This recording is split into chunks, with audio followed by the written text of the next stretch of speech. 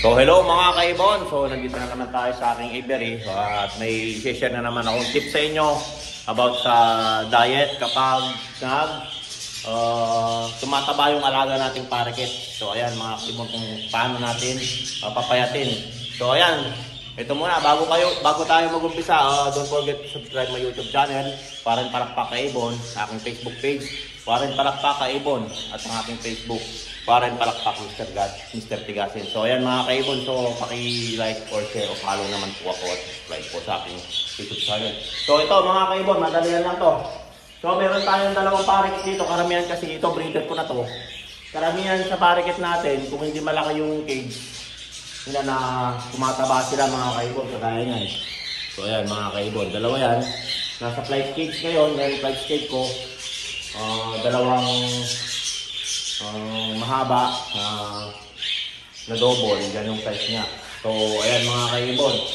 So yung size ng flight cage ko, 17 yung lapad niya, yung haba niya is 34, tapos yung height niya ay 60 pala to, yung haba. 60 yung haba niya, tapos yung height niya is 24.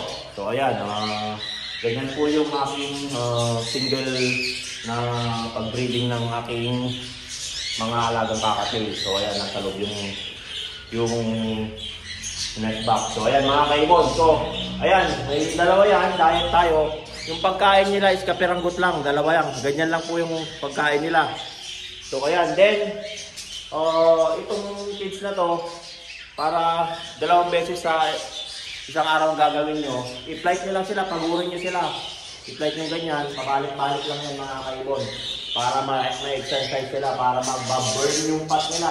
Kaya ganyan, hanggang hindi sila napapagod. So siguro mga 5 minutes mo i-gaganyan-ganyan para malumipad sila. Para hingalin.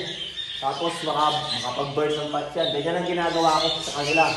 So pabalik-balik lang yan. So ganyan lang ang ginagawa ko para lumipad. Ayan, pabalik-balik hanggang hindi na sila makalipad. Mga 5 minutes lang naman, paspasan mo yun para tisingalin sila. Then, yung palang inumin nila, kailangan may dextrose powder. So ayan, dextrose powder po yung inumin nila. So ayan mga kaibon, no? Nabibili lang po to sa farm supply. Yan, dextrose powder. Nabibili po to sa farm supply, dextrose powder. So ayan mga kaibon. So ganyan lang ang gagawin nyo. So paikot-ikutin sila, babalik-balikin nyo sa flight cage hanggang mapagod.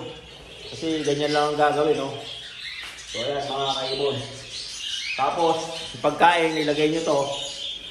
Kunti lang yan mga kaibon, no? Total may tubig naman sila mga kaibon. So okay lang yan. Tanong nyo baka hindi po may-stress yung ibon. Hindi. Kasi may dextrose powder yan, anti-stress na rin yan. Ganyan talaga yan. Ito, 1 week lang nyo gagawin ito, papayat yung ibon mga kaibon. So umaga sa kahapon, talagang pagurin nyo sila para masunog yung taba nila. So ayan, tumataba sila. Wala pa naman sapola yan mga kaibon. So ganyan, pag may sapola din, ganun din gagawin nyo.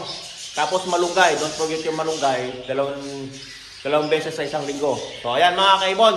So na-share ko na naman po yung aking pagda-diet sa mga parakeet. Ganun din sa kakatil. Sa kakatil, ganun din ginagawa ko, kaso lang mas malaking kids. So kailangan mo i-sacrifice yung mga ibang ibon para ilipat din sa iba, para siya lang mag-isa. Para yung diet niya is makompleto, mga direksyon natin. So ayan mga kaibon. So ayan, maraming salamat.